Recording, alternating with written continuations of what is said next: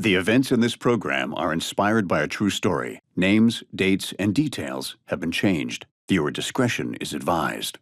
On this episode of Bizarre Murders, What was that? when a loving husband barely escapes an attack on his life, the authorities think it was a random incident. Oh, Lord.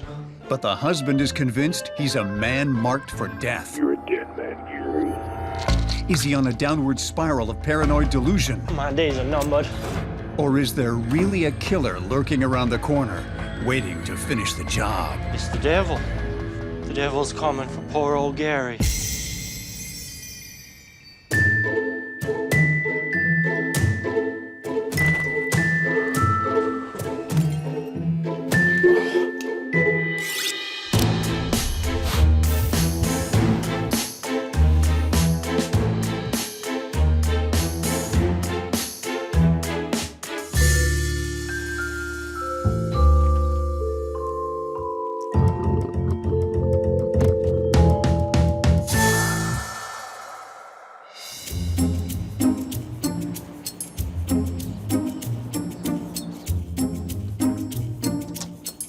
Gary and Leonie are high school sweethearts, looking forward to celebrating their 8th wedding anniversary.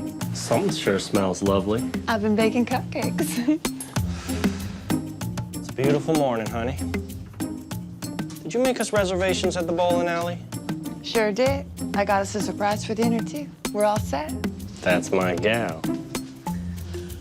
But, Gary, I was thinking, I could really use a new dress for dinner.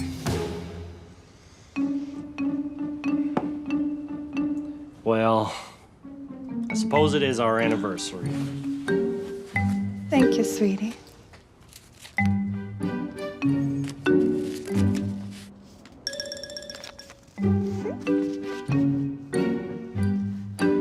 Hands off. Those are for the church outreach. All right, all right. Gary runs a small construction company, while Leonie is a dedicated homemaker with a passion for baking. I'll see you later.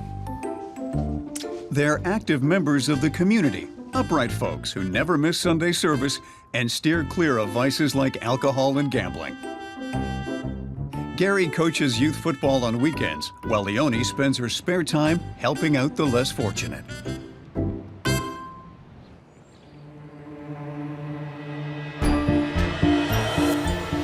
Hey! Hey, you! Get back here, you rascal! That does it. This time I'm calling the sheriff. That's the 4th time this month, Bud. There's a pervert on the loose. Now, don't fret, Leonie. We'll catch the panty phantom. The what? Really, Bud? We've had our crack surveillance unit on a suspect for a while now. Just kidding. But I'm pretty sure I know who it is. I just got to get him red-handed. You're not the only one in this town who's had some undergarments go missing. Well, I'm sure you'll get your man, Bud. Well, you can count on it. Sheriff Arnold's is your typical small-town lawman, the kind of guy who'd rustle up a posse to catch a fugitive and rescue your cat from a tree the same day. Sure, his department's small, but what he lacks in resources, he makes up for with the personal touch. In his town, he is the law, and everyone knows it. And aside from the odd panty thief, almost everyone respects the law as he lays it down.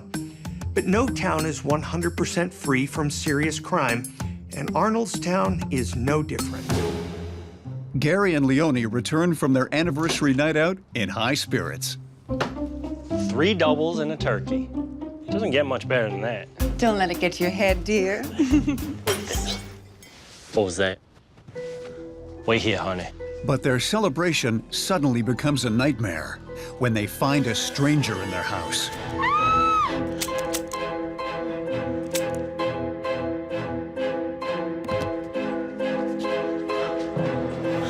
Gary!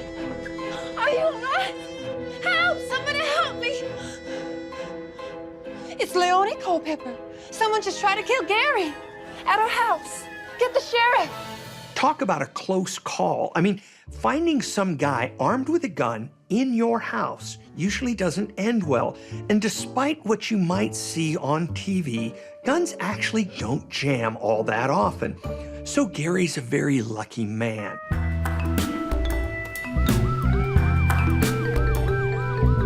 Now, what in the Sam Hill happened? Gary and Leone tell Sheriff Arnold's they must have interrupted a burglary and that a man in a mask was going to shoot them. He looked like a heathen devil, but the Lord intervened and jammed up that gun of his. Amen, honey. Jesus had our backs tonight.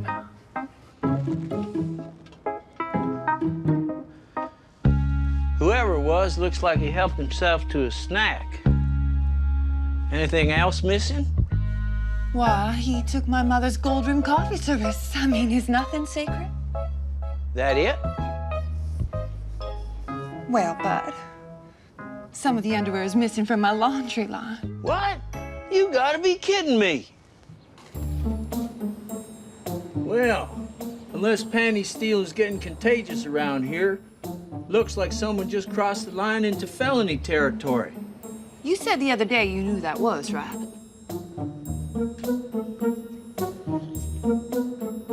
I said I was pretty sure. But I'm gonna haul his ass in and make sure. Now, normally you'd need something more than the say-so of a witness to arrest somebody, say probable cause or a warrant from a judge. But sheriffs have a lot of leeway when it comes to how they enforce the law, especially in small towns like this. And no one's gonna argue when the boss wants to sit you down for a chinwag.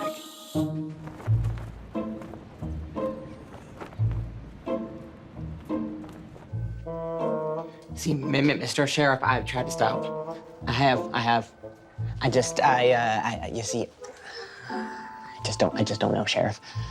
You know, I see them panties and I just gotta take them, you know? Just gotta take them. It doesn't take long for Sheriff Arnold's suspect to cave. Okay, now. That's a good start. Now listen up. Stealing ladies' panties, undergarments, excuse me. That's one thing. But breaking and entering, assault with a deadly weapon, maybe attempted murder, that's a whole different ballgame, son. I'm sorry, sir. Sir, I don't know what you're talking about. But the thief says he was working a double shift at a local hog processing plant when Gary was attacked. And a quick call to the factory manager confirms the suspect's alibi. Well, thank you very much. Yeah, bye now. That's mighty strange. How many panty snatchers can there be in one town? Well, we ain't done here yet.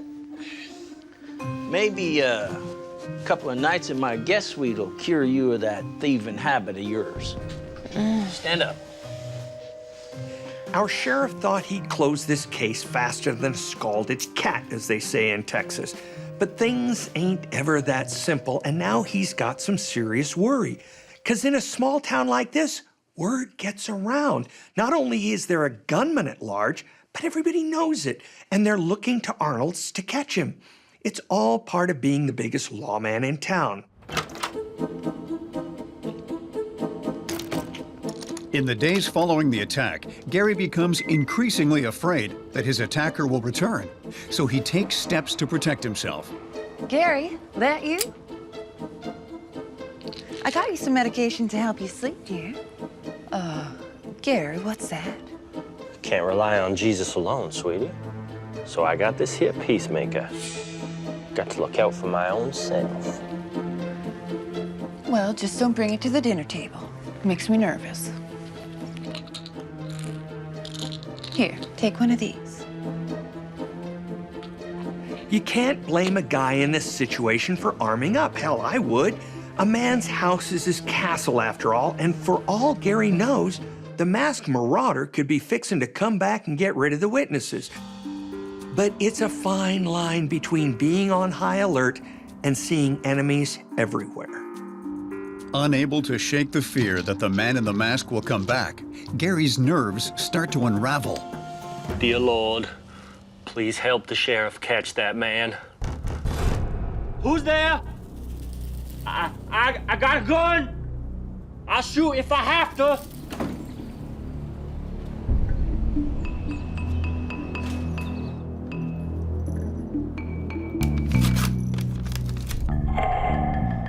Oh, Lord.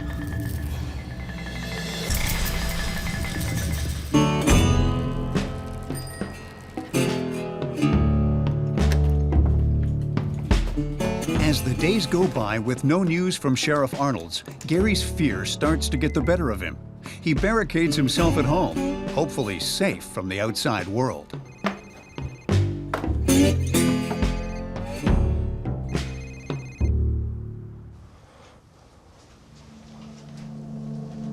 Hello? You're a dead man, Gary. I'm coming for you. Your days are numbered. Your soul is mine. Look outside. Sweet Jesus.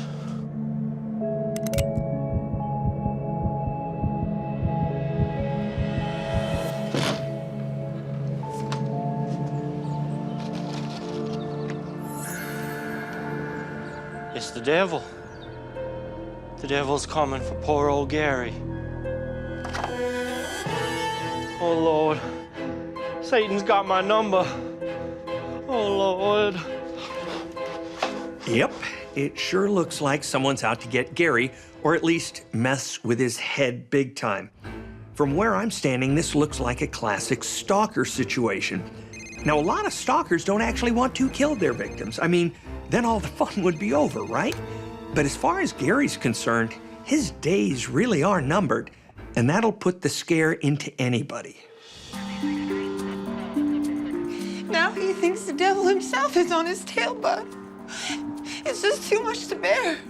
As her husband falls apart, Leonie seeks consolation and answers from Sheriff Arnold's. I'm telling you, Leonie, it's probably just a drifter. Chances are he skipped town. He's long gone. I've seen it before. Try telling Gary that. Has he been to a head shrinker yet? He won't leave the house. But what if Gary's right? I mean, the mask, the bullets, he keeps getting those calls. To my mind, it's probably just kids. Saw you guys on the news, getting some cheap thrills out of scaring y'all. I'm more scared of Gary than some bunch of kids. He's deranged, but he's not himself.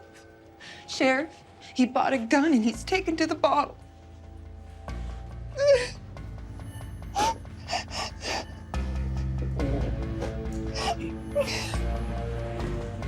Well, nothing wrong with a little nip now and again. But guns and whiskey's not a good combination. You're right about that. So, I'd hide his whiskey and find a shrink that does house calls, or call in the pastor, or both. Even if it is all a bad joke, Arnold's in a tricky predicament because these cases are notoriously hard to investigate. Whoever's tormenting poor Gary is operating at a distance, and with no leads on who attacked him, Arnold's basically investigating a case of prank calls and Nicky Nine Doors. But that assault caused a crack in Gary's mind, and I'd say he's in real danger of breaking down completely. Arnold's might be the law around here, but he's no psychiatrist. There's not a whole hell of a lot he can do.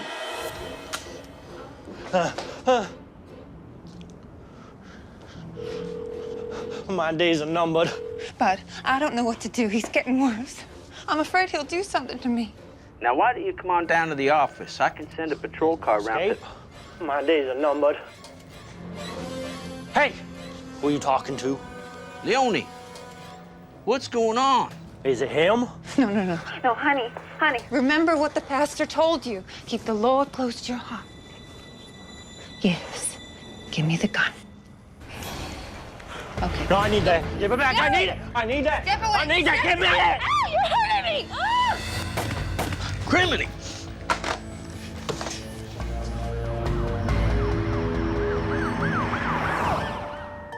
When Sheriff Arnold's arrives at the scene, he fears the worst. Oh, Lord. But the situation isn't what he was expecting. Put the gun down. Put the gun down on the floor. Gary attacked me. Forgive me, Jesus. I didn't mean to do.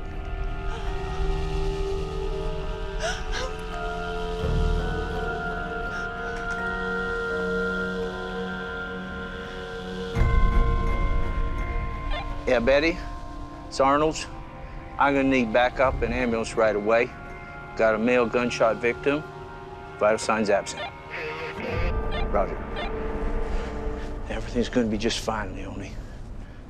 Why don't you come on down to the station and we'll talk about what just happened. Jesus might forgive Leone, but the law still has to make up its mind. You don't just say, it's a shame Gary took 2 in the chest, and go home. You know, a lot of people ask me about the self-defense thing, and if I'm honest, there's no hard and fast rule, because every situation's different. Whatever went down in that kitchen, Leone's still got a lot of explaining to do. Now, darling, I know you must feel lower than a gopher hole. But why don't you tell me how it all went down?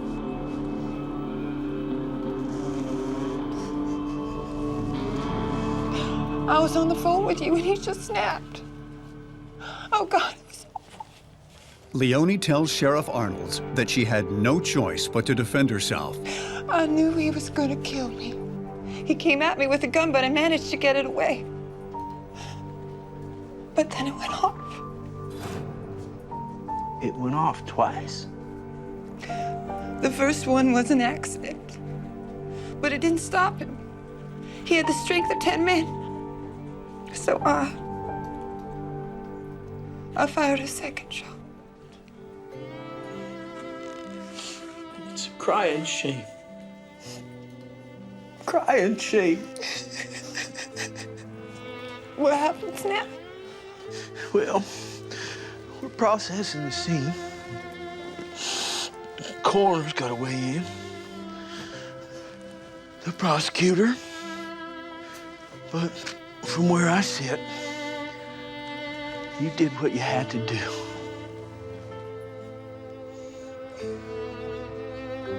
Sad to say, but we in law enforcement hear Leone's story all the time. A woman who's forced to defend herself from her violent husband. And around these parts, good luck finding a jury that'll take issue with using a gun to do it. I'm not saying it's a one-horse race, but the chances of Leone doing any time for taking down her delusional husband are pretty slim. Gary's death is ruled accidental by the coroner, and no charges are laid against Leone. He was a good man, Bud. God bless him. He was a good man. With Gary now laid to rest, Sheriff Arnold's closes the case.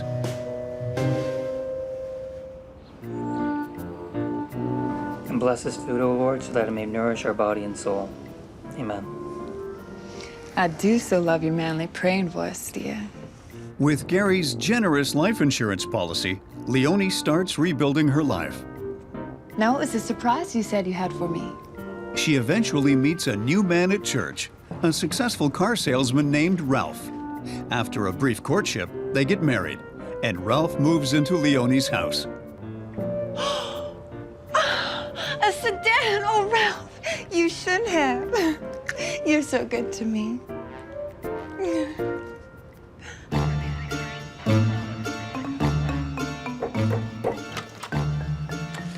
What can I do for you, son? Well, Sheriff, I'm here about Leone Culpepper. What about Leone? The man says his name is Colton. He's a long-haul trucker and an old acquaintance of Leone's. Back before she settled down, mind you, Sheriff. Let's just say Leone and me, we used to shoot the lights out something fierce, if you get my meaning. But these days, well, I think she's fixing to shoot something else. Or should I say somebody? You still going to church? Sure am. Dang, Leone, you're looking hotter than a firecracker. And you're just as handsome as ever, ain't you, Colty? What do I owe the pleasure? Colton claims Leone contacted him recently about some work she needed done, and he'd driven down from Houston to talk it over. You'll make a lot of money, honey pie. And there may be more than just money in it for you, if you do a good job.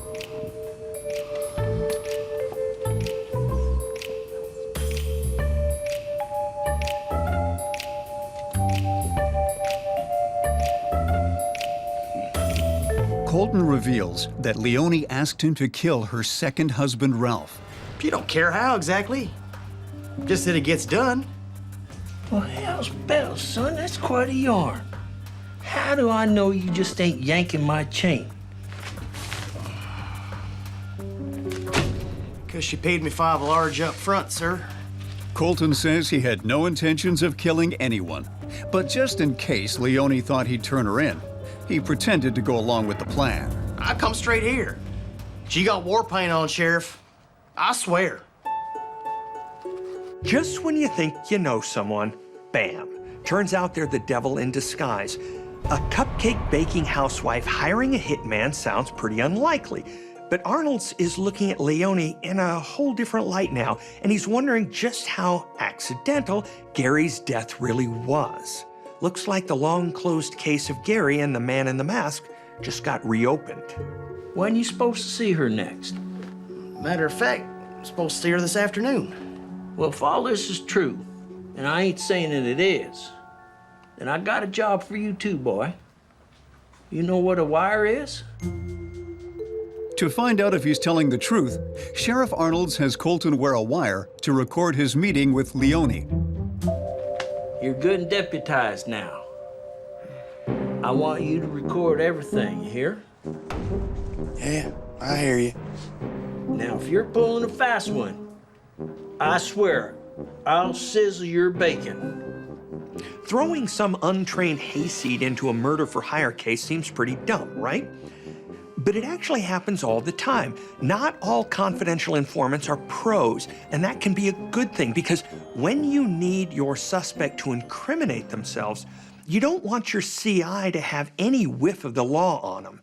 And you'd be amazed what some crooks will say once they trust you.